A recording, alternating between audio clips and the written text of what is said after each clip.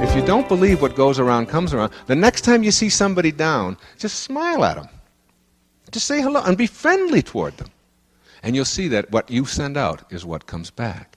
Now that law of the universe is so powerful that it affects every cell in your body. Every cell in your body. When you look at one cell in your body, ask yourself what makes the cell work. What makes a cell in your body work? Do you know what makes one individual little cell work? Harmony and cooperation. That's how cells work. An individual cell. If what's inside that cell, the electrons, the neutrons, and the protons, and all that physics stuff that's inside one, if any of them get out of whack and start not cooperating or not working in harmony, what happens to the cells around it? They're affected in some way, aren't they? When one individual cell is affected in a negative way, that is, when it loses its harmony, when it loses its cooperation, then it affects negatively those cells around it. And that's the disease, all right? And that spreads to another cell and to another cell. And before long, the harmony within you is, physiologically, is destroyed. There's two kinds of energy, supposedly, in every cell. One is the physics energy. Shirley MacLaine talks about this in her wonderful book, Out on a Limb. I recommend you read it. She talks about the physics of what is energy within one cell. And then that there's another kind of energy within a cell that scientists and physicists and chemists, none of us can figure out what it is, but it is what makes the whole thing work. They just call it the source. And that source, the nearest they can get to is love, or cooperation, or harmony, what we call love, which is just love. It's just cooperating and being in harmony with. All right? That's what love is. And that is what makes every single cell work. And when one doesn't work right, it affects the other cells. Now, for a minute, just for a minute, think of yourself as a cell, just as one big cell, okay? Now, one of us as a cell goes out of whack, goes amok, doesn't work right in some way. Does it affect those around us? One cell gone wrong can affect all the other cells around us. It's just a growth process, seeing bigger and bigger cells. But when you think about the entire size of our universe, which is endless, which we can't even begin to comprehend what endless means, and uncaused causes and so on, then you are as big as one of those tiny little cells inside of you. And if you go amok in some way, then you affect those around you. And if our planet, which is just another cell in billions and billions and billions of other cells, if our whole planet goes amok, that is, if we store up enough weapons and we do enough killing and we have enough hate, and as a people we do that, then we will not only affect everything down to that tiny little cell, but all the cells in our planet, in our universe, and it will go on forever. See, I have taken to sending out ICUS, a copy of my parable. I send these books out to all influential people in the world in every field. Just the last 2 weeks, I think our mailing lists have totaled over 4,000 at my own expense, just signing them and sending them out to all the government leaders, all the medical leaders, all education leaders, all people in celebrity status, all people associated with different religions and so on. I'm just sending them out. All right? Now, many times when you send things out in the mail to a large mailing list, you get some back. Karma. Understanding how our universe works. In every single obstacle that you run into in your life, there's an opportunity. Every obstacle you have is a hidden opportunity. And seeing it, rather than as something to complain about or call your lawyer about or get upset about or anything in between, you see there is an opportunity in every setback you have in life, including everything you're suffering from right now. Everything, whatever it may be. There's an opportunity in it. Look for the opportunity. Look for the fulfillment, the potential for finding out what you're made out of, rather than for finding out how well you can say, see, I told you things weren't going to work out for me. So in sending out these books, I'll get 100 back. You send out 4,000, you get 100 back. That's a good day. Okay? Only 100 came back. Now, most people who send things out free and get some back say, well, this isn't working. I'm getting these back. I get 100 back and all that. To me, it's like, how can I find that person? This is a test. To me, that's a test from the universe to say, what are you made of? You're just going to give up and not find that person? Or are you going to go look for that person because that's to find out what you're made out of? And that's what I do with all of that and have always done. And somehow just knew to do that. When it's somebody says no, it's how can I figure out a way to go around that no? Rather than I think that they're right, I'll just give up. It's always how can I get around that? I went through a couple of quotes. One was from Valerie Hunt's book, The Infinite Mind, which is the display quote for the 6th chapter of Spiritual Solution. She said, "But I do not believe that man can perceive his godlike qualities until his field reaches higher and higher vibrations and attains a greater degree of coherency. No matter how hard we may try to receive spiritual guidance, we cannot until our fields are attuned to that vibrational system called God." Let me share that with you again. "But I do not believe that man can perceive his godlike qualities until his field reaches higher and higher vibrations and attains a greater degree of coherency." So that you can sit there in anger and in fear and in shame and all of the reactions in your life that compute to make you weak, and that will make sense shortly. And you can never come to know God according to the mind field theory that Dr. Hunt espouses and talks about, and according to a spiritual solution to every problem. Because when you're not at peace, you have sent your body into a vibrational field of energy in which you have allowed your mind to create the error or the illusion that you and God are no longer connected. And that begins to take over. And as hard as you may try, and no matter what you may do, until you can raise the frequency at which you vibrate, until you can raise the energy level at which you experience life, and move out of the lower and slower frequencies and into the higher frequencies, you will not be able to access and negotiate the presence of a spiritual solution to your problems. You see, the intellect has trouble with this, because the intellect is the mind and the mind is the ego. If you ask most people, where is your center? Where are you centered? They will point to their head. Where do you originate from? Where is your source? Where is your ability to think and to process? They will point to their head, and they will say, it's in my brain. My brain is what makes me be able to think and be able to understand concepts and so on. If you ask a spiritual being, where is your source? Where is your center? What is it that gives you the ability to understand these great miraculous things? They will point to their heart. And so, heart consciousness is very different than head consciousness. The head consciousness is one which tries to analyze it, tries to figure it out, and has a great deal of difficulty with it because it's coming from this position of separateness. The heart is your intuition. The heart is the part of you that says, I know and I trust, and it works for me, and I don't have to convince anyone else of it. And once you have this, even prayer becomes not like, most people think of prayer as like, God is like this huge vending machine in the sky, all right? And I put in my tokens, and I behave in a certain way, and certain things are going to come to me. But there's an authentic kind of prayer that is very different than this. And this kind of prayer is one in which your prayer is in communion with God rather than separation from.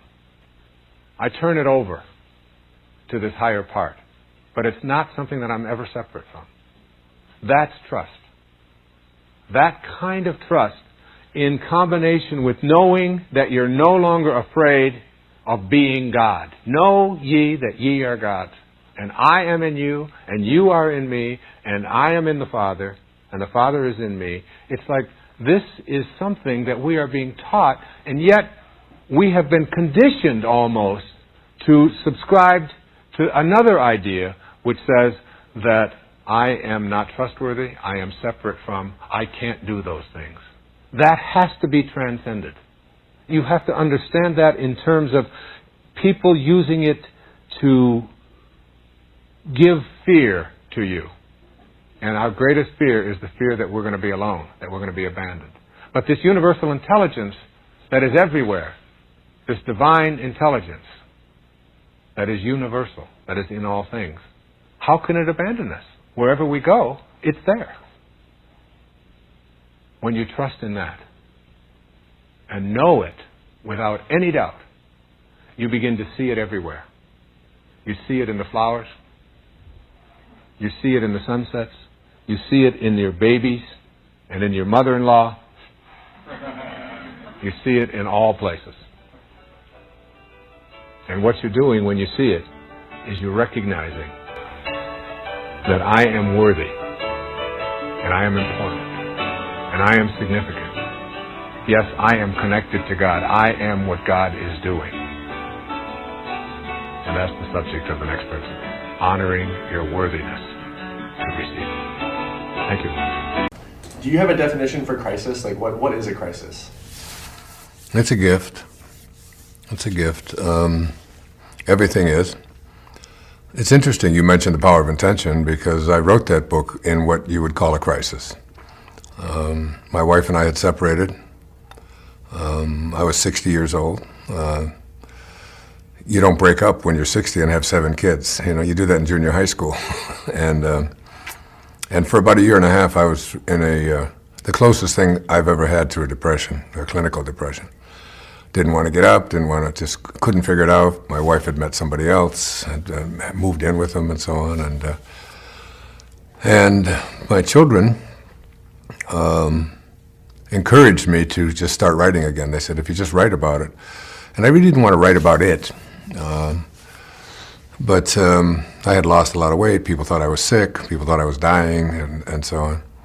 And that book was just channeled to me. And I think in moments of crisis, what it teaches us is to become more compassionate.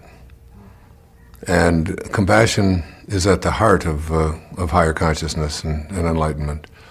The Dalai Lama said that if we could take every child on the planet and have them meditate on compassion for 1 hour a week, every child at the age of 5, in one generation we could eliminate all violence on earth. So that's how powerful he believes compassion to be. And I understood that because The Power of Intention was a major shift for me.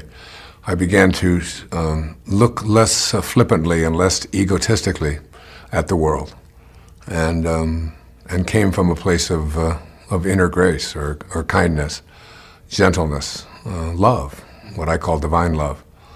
So that I've always felt that it is not always so important to just be in a state of gratitude when things go well, and when you're around people that smell good and that make you feel good and that look good, but it's the low points in our life, reminders that there's something inside of us that wants to have an outpouring of love. See, even the miser who loves his gold doesn't really love his gold because of the gold. The gold is just another thing. It doesn't have any love in it. It's just an object, a metal object. The reason that the miser loves his gold is because of the outpouring of love that he has for the gold. And that's true of everything and everyone. It's learning to have this outpouring of love, and you don't just have to have it for people and events, but you can have it for this microphone, and you can have it for the cameras, and you can have it for the wall, and the table, and the chair, and everything that you encounter. And I think for me, probably what you would call a crisis in my life was the diagnosis of leukemia 3 years ago. And when I first heard that word leukemia has cancer all around it. Cancer has a lot of fear all around it. And even if you aren't afraid to die, which I'm not, there's no point in being afraid of that. There's no point in being afraid of anything. You still, there's that inbred sort of psychic kind of awareness that cancer and fear go together, and so it was. It turned out to be one of the great blessings in my life. I encountered John of God down in Brazil, and was able to have just a magical experience around it. But what happened is when I had this healing and leukemia was taken out of my body, it wasn't so much that leukemia was taken out. What was taken out was fear, and it was replaced by love. Almost immediately, not almost, immediately after I had what they call the removal of the sutures, a week after the surgery, this remote surgery, I started feeling just love for everyone. I walked out of the room that morning, 7 days after the surgery, and I looked at my children and I just put my arms around them. I said, "You've just never looked more beautiful." And I looked at the ocean and it looked like just a big bowl of love soup. And the trees looked fluorescent, and every person that I walked by and looked at just became just objects of love. If you don't accept yourself, nothing else, no one else is either. It's like, I think of it as like we're all creations of God. We all come from the same place. T.S. Eliot said that we shall not cease from exploration, but at the end of all of our exploring will be to return to the place from which we originated and to know it for the first time.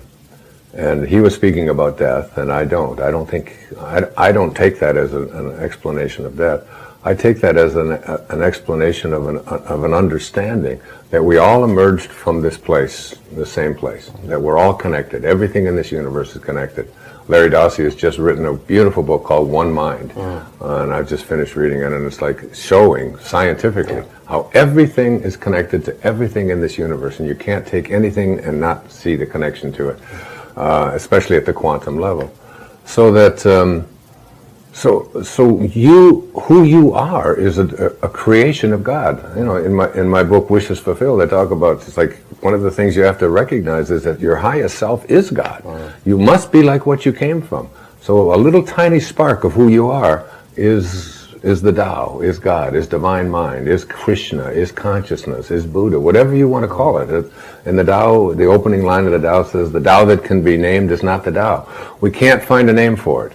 It's just like, but it's the best name we can come for it is something called love. It's just love. It's divine love. And so this is what you came from. So if you don't accept yourself, you're not accepting something that is the creation of God. Because truly, it's like the greatest wisdom that you can have is the recognition that you are a piece of this divinity. And I walk around with just Rumi said, sell your cleverness and purchase bewilderment. I'm just in a state of bewilderment about it all.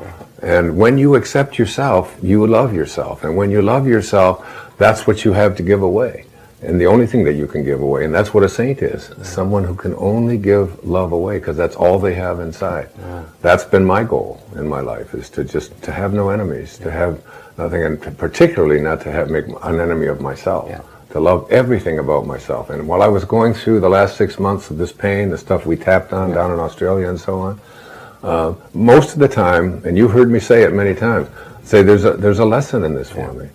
And I just did a public television special, another public television special. And when I got an hour and a half before the show to start, I got one of these attacks again in the neck, and I was just like, how am I going to get through this thing and so on. And I said a prayer. My wife was there, 2 of my girls were there, we were in the room, I had my arms around them, and I said, if I'm supposed to endure this pain, for whatever reason that I don't even understand yet, I'm willing to do it. But could I please just have the next couple of hours so that I could at least get through this experience? And it just dissolved. And I was able, you were there, you were in the audience, and I was able to go out there and do it. And then the pain returned the next day, and I went right back to that state, and I still do it now. And I can feel it even now as we're talking about it a little bit here. And instead of cursing it, instead of being angry at it, I accept it as my dharma. This is, and whatever it is that I have to learn from it, generally speaking, every difficulty I've had in my life, getting divorced, literally being someone who is addicted to substances, including alcohol, letting go of those kinds of beliefs that those are terrible things that I should be ashamed of. They've been amongst my greatest teachers. And this pain is just another one of those things. And generally speaking, I now can go out and help people who live in chronic pain. Yeah. And you do a lot of this with your tapping. I've seen you do it on stage, with people. In fact, when we were out in Australia, that one woman, what was it? She couldn't even... Well, there's one lady with a frozen shoulder who Right. couldn't move her arm. Hadn't been able to move her arm in years. In 20 minutes, she got it up like that. Yeah. So it's like, and that comes from just accepting yourself and actually instead of cursing the pain, because when you curse the pain and get angry at it, you get angry. Every cell of your being goes through that same anger. And what you want to do is just get to that peaceful place within yourself where you say, when you trust in yourself, you're really trusting in the wisdom that created you, and the wisdom that created you is infinite and it's formless. And so your thoughts are in that same category. Have thoughts that are aligned with that divine presence. Yeah. You'll see it going away. Yeah.